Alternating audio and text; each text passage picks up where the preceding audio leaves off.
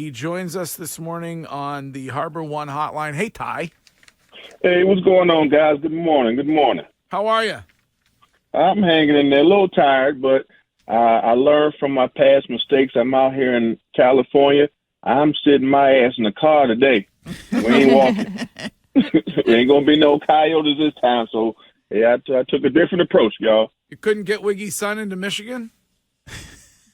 Hey, you know what? Wiggy should have hollered at me, Wig. I don't know, but, he probably don't want him to go to Michigan anyway because we about to see him in the national championship, and we're gonna beat Georgia, and we don't want no issues in the household. Well, we remember we know what happened last year when Michigan played Georgia in the college football playoffs. Hey, I played quarterback. I got a short memory. Well, you got whooped. I'm gonna try to help your memory out there. So listen, we have yet to speak to you. I don't believe since the debacle of last week. Where are you at on this football team currently? Well, I mean, I got to be honest with you. I'm disappointed. I didn't have crazy expectations. I wasn't thinking Super Bowl, but they have to play better than what they're playing right now because you have to go to the playoffs. That's what I was thinking. I mean, you want to see that continued growth, but man, Buffalo put on a damn clinic on everything. I don't know what team showed up for the Patriots. We all know what Josh Allen is. They had a chip on their shoulder.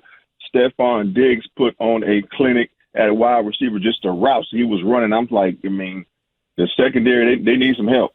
They need some help. They got to step up and play better. I understand they make some plays, but they're just not the type of team right now that you can, count on this guy or this guy making the play and making them a better football team. But they still have a slim chance. They got to damn near win out to get in. Yeah.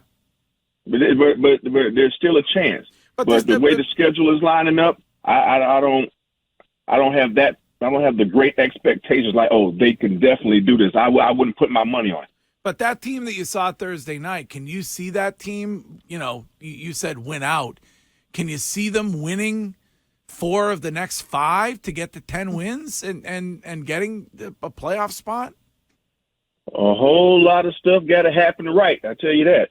You can never say never, especially when you talk about still Bill Belichick is the greatest coach of all time. I don't think anyone's going to argue that. But you still have to have the players. The players have to be on the same page. Sometimes it looks like they're not always on the same page, and that's a problem. So when you hear somebody like Kendrick Bourne being critical of the scheme and the play calling and teammates on Thursday night, that is unpatriot-like, and is that something that in your mind means that there are guys that are quitting on this team? I wouldn't say quitting, but for someone to feel like that and call guys out, I mean, you have to be in a certain position to be able to do that. You have to be established, like a Tom Brady, a leader, a Willie McGinnis, or somebody that has a real voice that's out there playing. So, I mean, if you're saying things like that to motivate the team, you got to be that guy. So you're talking about Kendrick Bourne, talking about what they got to do, and I don't know if he's rallying the troops, if he's trying to rally the troops, but they're not playing great football consistently, and that's the thing that when I look at that team, they are not consistent enough to win football games. Well, Ty, especially down the stretch? Ty, what does it tell you when you've got a guy like Mac Jones saying he wants to be coached harder?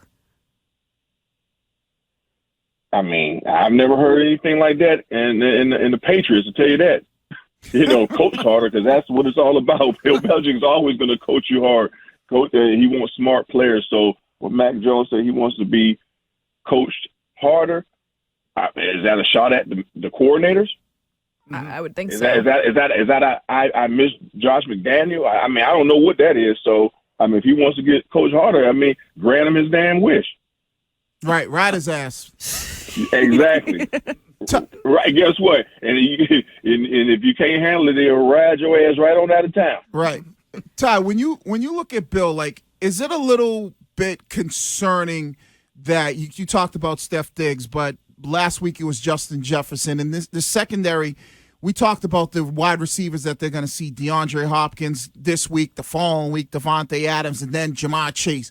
Is it like concerning defensively that, normally Bill says, all right, we're going to take away what you do well and your best player, but you start to see their best players still having good games. Is it concerning from an angle of Bill's not just coaching it right, or just they're not figuring out what Bill wants them to do? And see, that's what I don't understand. I don't know who to even put that on, because I know Coach Belichick is always trying to take out the person that you expect to put up big numbers. He's going to do something to limit that. Now, you still have to have the players to go out there and do it, within the scheme. So as far as what I know about Coach Belichick, he typically takes that approach and say, okay, if you have a Marshall Faulk or Damian Thompson or a top-notch receiver, he's going to try to take you out of the game, even if he has to double you. And right now, he doesn't have a defensive back that you can trust to go out there and play one-on-one, which Coach Belichick, he had the luxury of having that for a number of years, having guys that can go out there and cover one-on-one. But if you can't, he can still come up with different coverages and schemes to eliminate that or at least slow it down. So I got to go to the players, because I can't believe Coach Belichick is going to change his philosophy for what he's been doing and having success all these years, and you guys are not holding up, because at the end of the day, you got to put it on the players anyway, because Coach Belichick can't cover nobody. You know what I mean? So I got to say it's the players' fault for letting these things happen. As a cornerback, as a defensive back, as a secondary, you have to have some damn pride.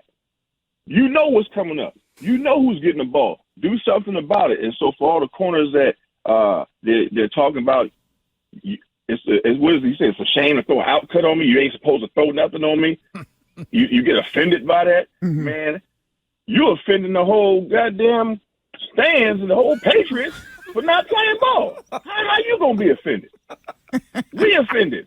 Hell, I'm offended. You were on that one from jump, as Wiggy would say. Yeah, man. Yeah, I think that, I'm sorry, guys. I'm sorry. I'm a secondary guy, man. I'm taking personal sometimes. Well, that's the thing, Ty. When you start to see, even if they double, it almost seems like even the secondary receivers, whether it's a Gabe Davis or an Isaiah McKenzie, are these good receivers now just maybe starting to expose some of the issues that you have in the back end? And then if you're not able to get the pressure up front, then it just makes things even difficult. Even if you double a Diggs, you got McKenzie who had a big game too. So is it just like exposing, like, well, if we double a guy, now that means we got lesser coverage on the secondary guys, but they're making plays?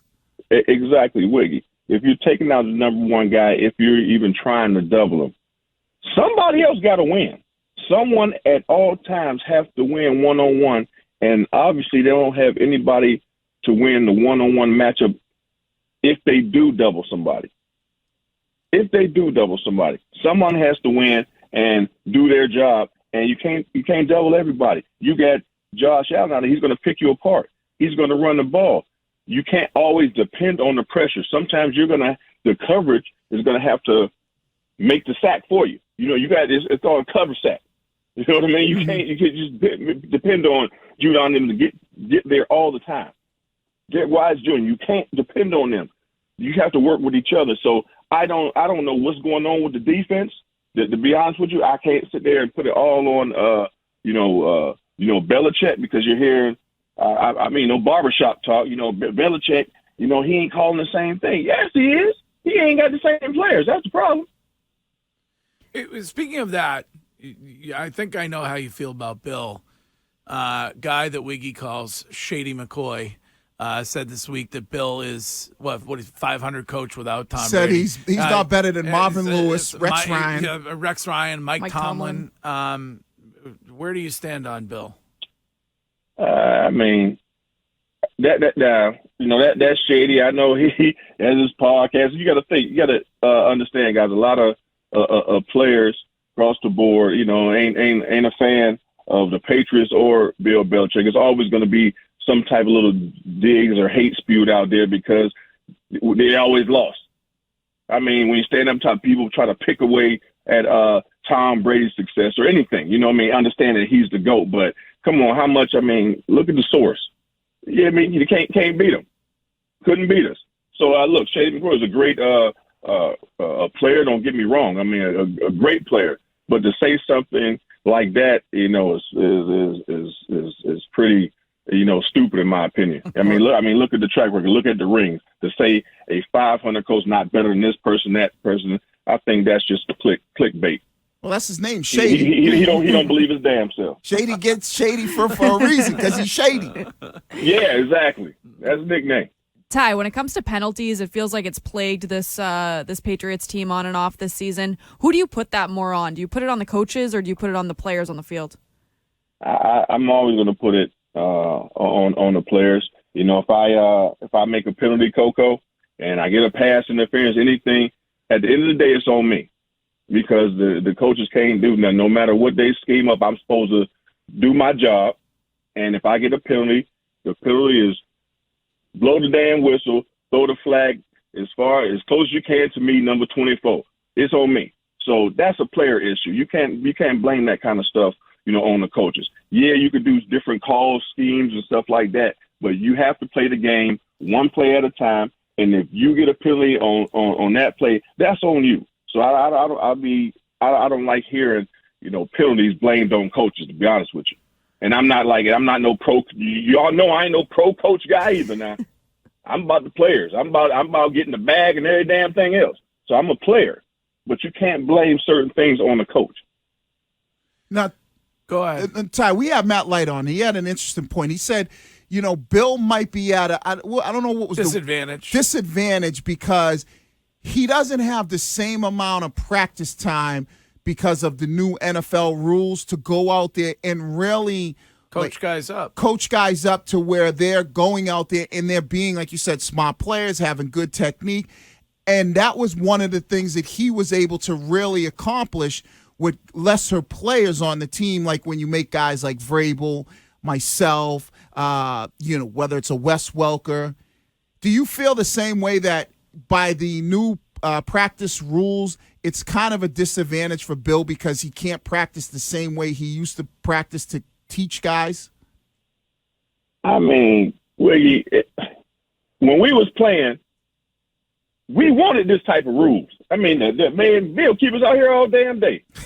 But I can't sit there and say, and then it's so. But then you think about it as a player, we put so much time in on our own. We go down there as a team without the coaches. We gonna get our stuff together. So if you have to do that, you know, do it. So I'm not gonna say practice time. I mean, we are professionals. We grown ass men. We've been practicing since we were 7 years old. We know how to play football. Let's come in, get it together, work hard, and go to hell home. I wish I was that part of, even though I'm not a golfer, but I wish I was part of a team that Bill said, okay, you can go make your tea time at 3:00. Yeah, we just wasn't like that, but it was some teams that was. So, yeah. I mean, I don't buy that one. You got to put the time in as a professional, even if you have to do it on your own. I mean, we're not kids. He's not supposed to hold your hand as a professional athlete. So I don't buy that one. All right. As always, a pleasure. So bottom line, you see these guys being able to turn it around and win, whether it's 3 or 4 of the next 5. It's possible. I'm never going to say it's impossible. Like I said, they show signs. I was starting to get excited about the team. Okay, they making some plays, and then they just let you down. But that's a part of sports. They're still trying to figure it out. I mean, they don't have much time because that roster of receivers coming up, they can put up some points. Somebody in the secondary better step up. I'm putting it on them. They better step up because those guys up front, they get decent pressure, pretty consistent with the pressure. They don't always get there, but they have to hold up in the back end. So I'm looking forward to seeing what they do scheme-wise. I'm looking forward to seeing what they're going to do from a personnel standpoint, who's going to be stepping up and making a play and say, you know what, fellas, ride me. Who's going to be that guy to step up? Ty, we will talk to you next Tuesday. All right, thanks, guys.